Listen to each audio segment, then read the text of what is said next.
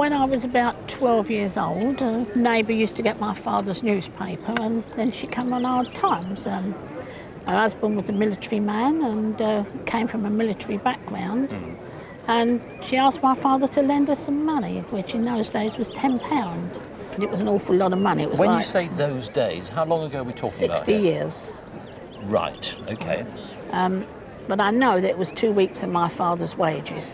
Right. So he kept them like in lieu of this £10, and then she come over one day and just said, I can't pay you the money back, will you keep the cufflinks? And his answer was, no, they're a family heirloom, you should have them back.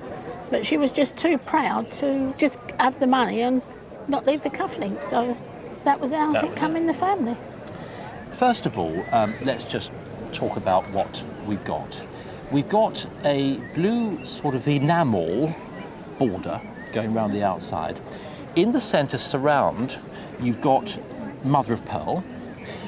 Diamonds form a tiny little letter G and a diamond fleur-de-lis. That's the clue, the fleur-de-lis motif. And then almost to sort of ram the point home here about the potential with Prince of Wales feathers is that you've got little crowns, surmounts above.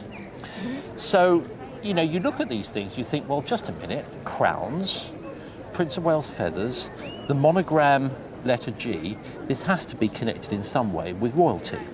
Has to be.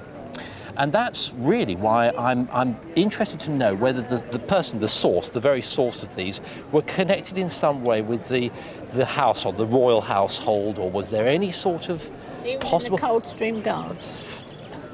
And that's all we know about him? Yeah, that's all I know. Well, I think if it's G, it's George. If it's George, it means with the Prince of Wales plumes here, you're looking at George before he became king. So when he was Prince of Wales. So I think the year we're looking at is probably around about, say, 1905 to 1910. Often, respected people or people who've done a particular service for a member of the royalty would be given a gift. And I think that these were therefore a personal gift from George, when he was still Prince of Wales, to this gentleman.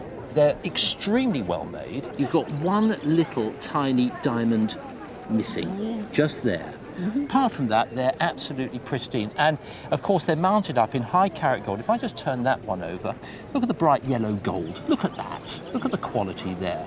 Super gold frames with individual little sort of hand links between. All right, so there we are. We can date them accurately. We know what they're set with. We look at their condition. We look at how collectible they are, because of course there are people, first of all, that collect cufflinks, and secondly, people that collect whatever it is to do with royal family, memorabilia. Right.